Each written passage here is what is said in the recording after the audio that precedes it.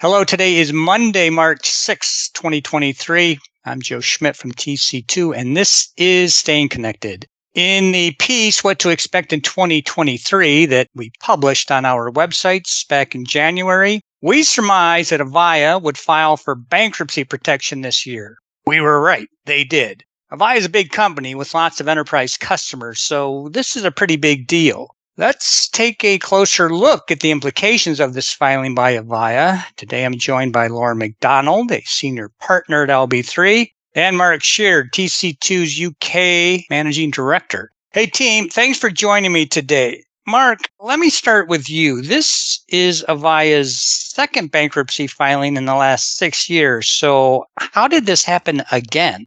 Hi, Joe. Good to be back on the podcast with you. Before we start, it's probably best if I tell you a little bit about Avaya before we actually see how they got where they're at now. In one form or another, the enterprises have a lot of business with Avaya. Avaya is a global supplier of business communications and services. They provide solutions for unified communications, including video and voice over IP. They also provide contact center solutions with a full range of communications channels, such as call centers, social media, web chats, etc. They have a range of user devices for voice, video, and beyond that, they have the hardware and the software to support their on-premise UC, voice over IP, and contact center solutions. And finally, Avaya is increasingly providing cloud communication services under their OneCloud brand, which includes UC as a service, contact center as a service, and CP as a service, or communications platform as a service. And with a customer base covering 220,000 customer locations in 190 countries, the Avaya bankruptcy filing is a big issue.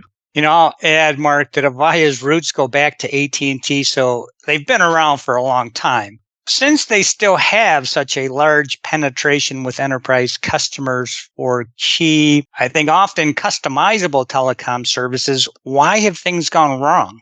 Well, it all really kicked off last August, Joe.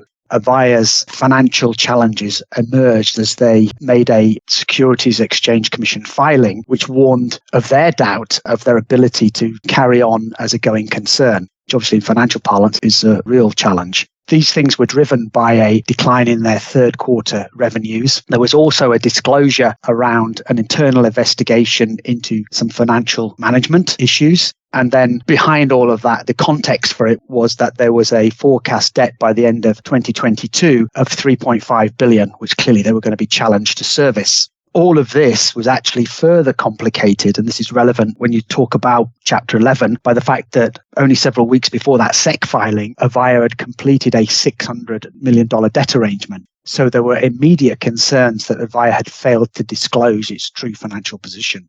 What a mess.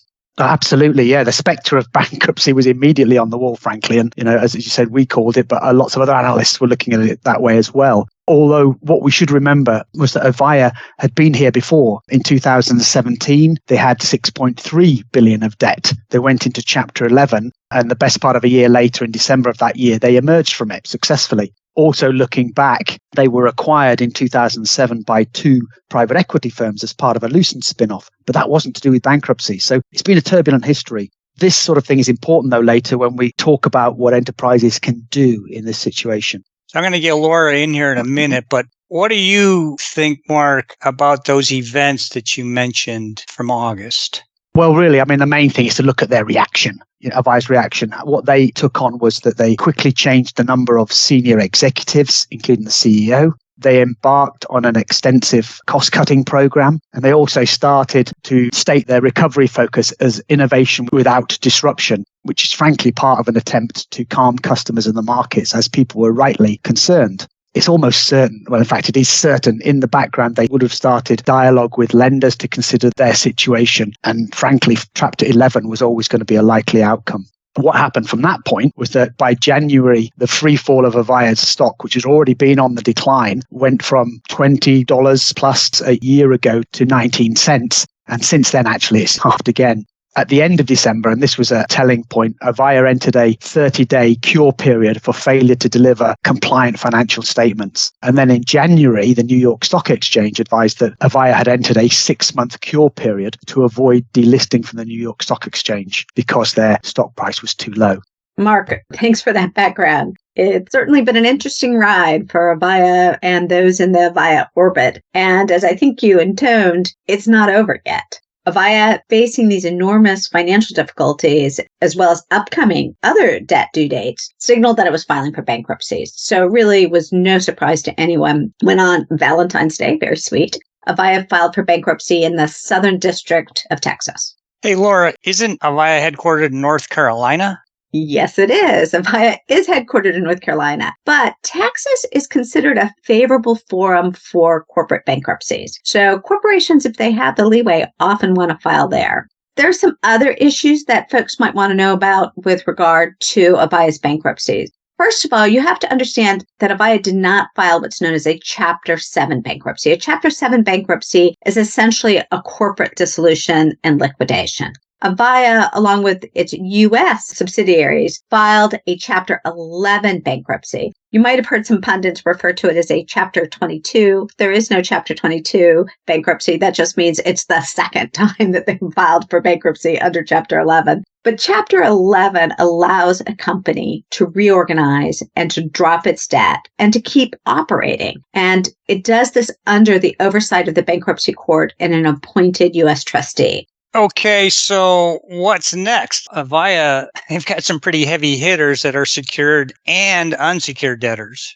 Joe, you're spot on. And plus, don't forget, as Mark pointed out, it's a public company, so it has many shareholders. It also has a very large partnership with Ring Central. It uses VARs to resell its products. And so the bankruptcy really ends up being a really delicate dance of both its secured and unsecured creditors, but also its customers, its resellers, other partners, and of course the bankruptcy court. But Avaya's new management was smart, and it did a lot of the work in advance. It used fear and its reputation for high quality products, its excellent list of clients. I think Mark touched on this, but I think they sold at 90% of the Fortune 100. And it also used the fear of creditors losing everything to get the vast majority of its secured debtors to agree to a restructuring support agreement, an RSA. And it went into the bankruptcy with what people refer to as a packaged plan. Often when you file for Chapter 11, you use the time in Chapter 11 to develop your plan. But in this case, they went in with a plan. And the plan itself secures commitments for close to $800 million in new financing. It reduces Avaya's debt by about 75%. And the secured lender's debt will be converted to equity. So the shareholders are out, the secured lenders are in, and they'll essentially own the company. And under this plan, Avaya is saying they hope to emerge in 60 to 90 days from Chapter 11. So why didn't Avaya just do that without filing for bankruptcy?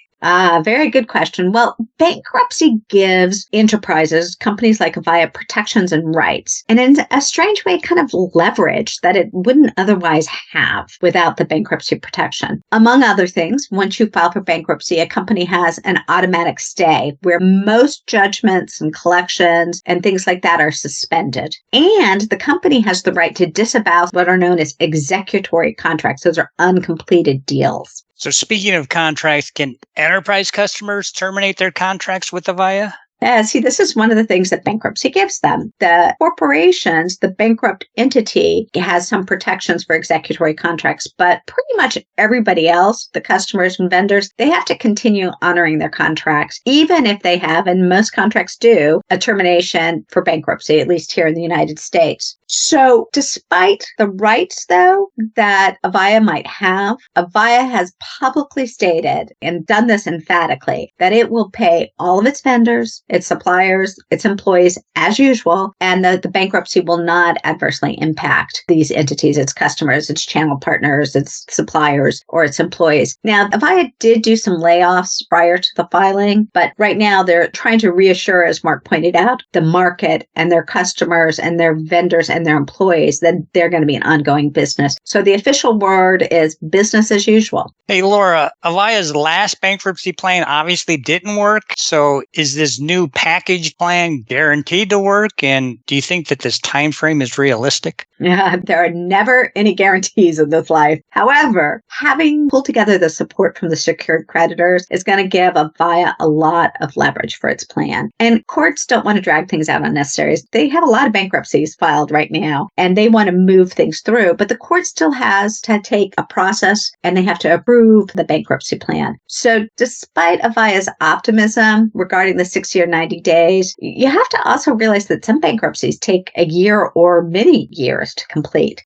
My gut is that this one is not going to drag on for years, but frankly, I would be surprised if it's completed by the end of April.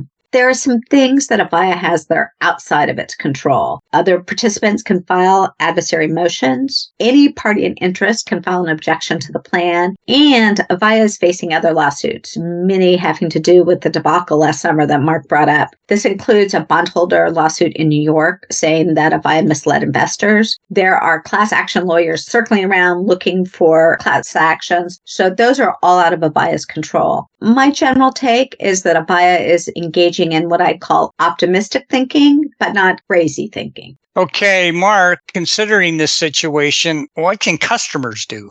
Well, actually, Joe, given recent warnings and signs to Chapter 11 savvy customers have already been contemplating their options. But in reality, the short-term practical and credible options are fewer than you might think. Many enterprises are heavily reliant on Avaya services, and decoupling from those or transitioning to alternate solutions is not actually that straightforward. There isn't a simple playbook of what to do. And I have to say, sometimes some knee-jerk reactions could actually mean, where we're saying we must get off Avaya, could actually easily be more damaging and costly than a more measured approach. So what do you recommend? Well, I think it goes back to first principles. Ideally, what you need to undertake as an enterprise is a customer assessment of your specific Avaya-related situation. And in broad terms, that assessment would really help you fully understand your Avaya commitments and plans, identify your service and technical dependencies, isolate what are actually the most important areas and business needs to focus on. And sometimes that gets lost in this sort of situation. It'll help you prioritize your telecom and UC development areas and frankly identify any immediate actions or contingency preparation that you can take. And some of that could be process adjustment, so not just technology, but it could be technical or it could be contractually oriented as well. Ultimately, all of this will better allow you to evaluate then those options, both with Avaya and potentially for alternate solutions or providers. And the real task here is bringing some of what you know and looking under the stones and bringing it all together in a more coherent way.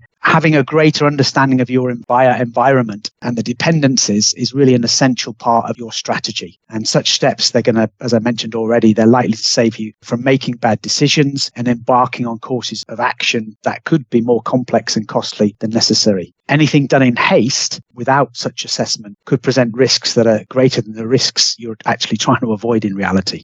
That's really good advice. I'm curious, Mark, is there any risk of services ceasing in the meantime? Yeah, great question again, Jed. That's the big worry for our clients. And actually, if you read between the lines and listen to some of the stuff Laura said, the outcomes from the bankruptcy aren't that easily predicted, but there are commitments in there that Avaya is already making. The package plan restructuring, though, does tend to focus on the financial versus the operational. And ultimately, the level of turbulence will be customer specific. It will also vary depending on where Avaya ends up out of the Chapter 11 activity that's going on at the moment. However, one thing I like to point out is consider the extreme precedents of Nortel's collapse and bankruptcy. Nortel's bankruptcy led to liquidation and actually a fire sale of all its business lines. In this, what would be the very worst case for Avaya, and not immediately after this first step, service continued even though it was eventually provided by different entities. This is likely to be the same with Avaya. Avaya's large customer base and the range of services and the deep relationships with providers like RingCentral for its OneCloud solution make continuation a very likely outcome for the bulk of Avaya services. With the reduced debt that Laura alluded to, Avaya's business and its customer base is even more attractive, and getting some of that business on the cheap only makes it more so. So even if things collapsed going forward, there are going to be people who want to take up this business. So while there may be some dips in service, if you undertake timely assessment and understand what your horizon to do things for are and what you can do immediately, you can really help minimize the pain and position yourself very well for the future.